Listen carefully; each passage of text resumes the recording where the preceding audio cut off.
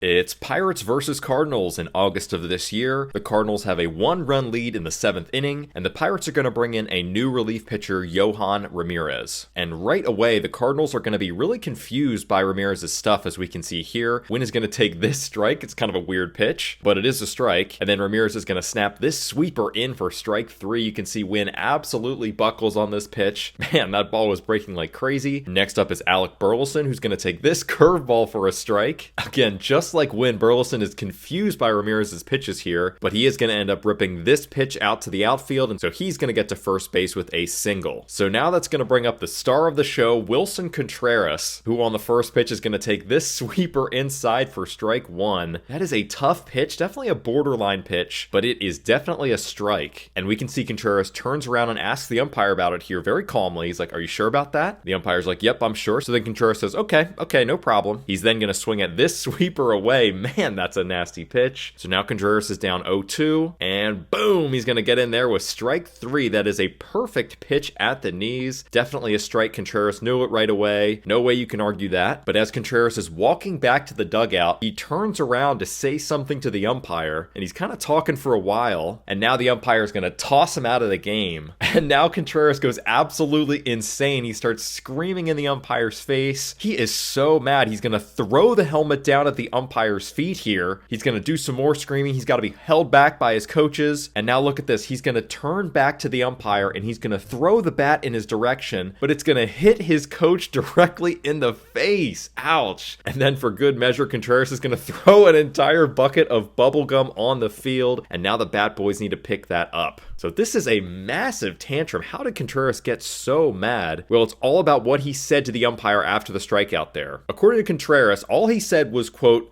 "Call those pitches both sides because you're missing for us." So that's all that Contreras claimed that he said, but the umpire heard something else, which is what he explains to the Cardinals manager here. He says, "He told me to F off." That's why he immediately ejected Contreras. So Contreras gets ejected here, and now my main question is, what happens when you not only throw a helmet at the umpire, but you also throw a bat at an umpire? How many games do you get suspended when you do that? So we've got a couple examples to work with. The most egregious of all time is Delman Young. When he was a prospect back in 2006, we can see him throw the bat at the umpire here. That is so bad. He got suspended 50 games for that one, but that is by far the most. The next highest is Victor Robles, which happened earlier this year. He got 10 games for this bat throw in the minor leagues. There's also a very old school example, Bert Campaneris back in the 70s. We can see this bat throw here earned him a 10-game suspension. The next highest amount is Manny Machado, who got 5 games. After this incident here, he was mad about something that happened earlier in the at-bat, so he lets go of the bat, which he says was unintentional, but come on, there's no way that was unintentional. He got suspended 5 games. A very similar situation happened here with Trot Nixon, where he, again, accidentally loses hold of the bat. It goes right back at the pitcher. He only got 4 games for that one, if you can believe it or not. That is such a scary throw, but somehow he only got 4 games. Maybe the best comparison is here. This was Brett Laurie. He got 4 games for spiking the helmet on the ground, and then it bounces up and hits the umpire. Again, only 4 games for that? That seems a little bit light. And then one more example for you here. Coco Crisp kind of tosses the bat back in the umpire's direction,